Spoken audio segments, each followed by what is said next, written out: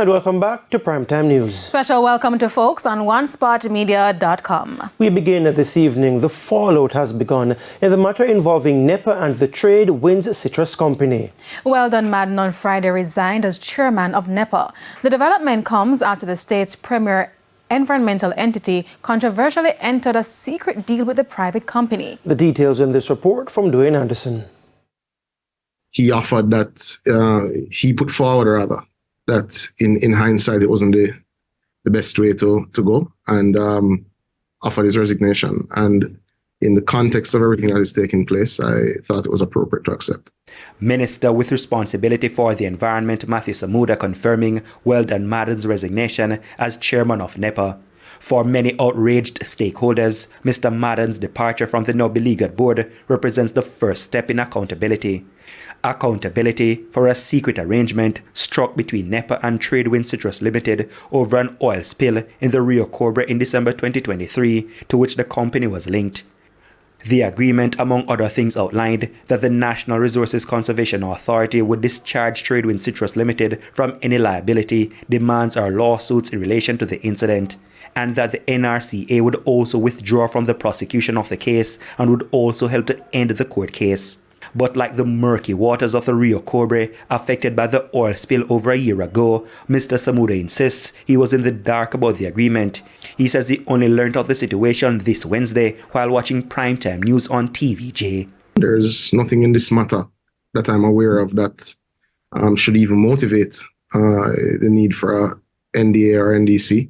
It's a straightforward matter, not one of little consequence, but it's a straightforward matter. It's run-of-the-mill work for NEPA. I've never heard of a NDA or NDC in this nature. But I do want to make the point at the very outset that prosecutions and how prosecutions are handled are not matters that are sent to the ministry. This is, having requested this file because of the national concern, this is the first prosecution file I would have seen in my just about 3 years related to a prosecution at NEPA.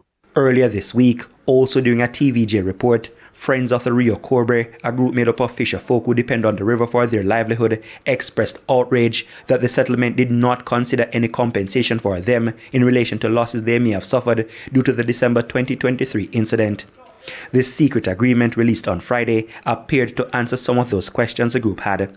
In the legal document, it was outlined that Trade Wind Citrus Limited, by signing, has not admitted to any liability for the incident, and as such, the agreement is not to be construed as such. That and all the other details in this secret agreement were supposed to have been hidden from the public eye and never to be seen. The decision was inappropriate. The NEPA was instructed to waive their rights under the NDC, and Trade Wind Citrus voluntarily wrote to us also waiving their rights, allowing us to avoid any long legal discussion around it.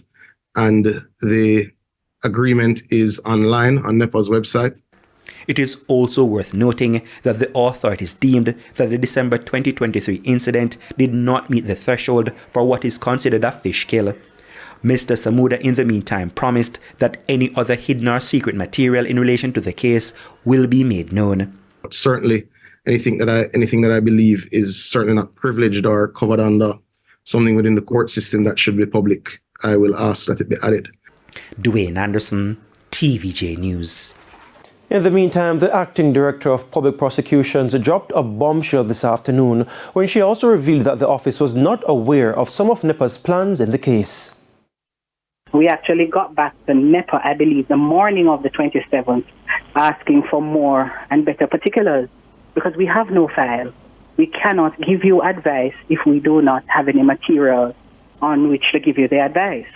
So we wrote asking for the documents. We're asking for the file. Whatever it is that you have, send it to us. And then we learned later that evening that no evidence had been offered. Actually, we heard the matter had been disposed of.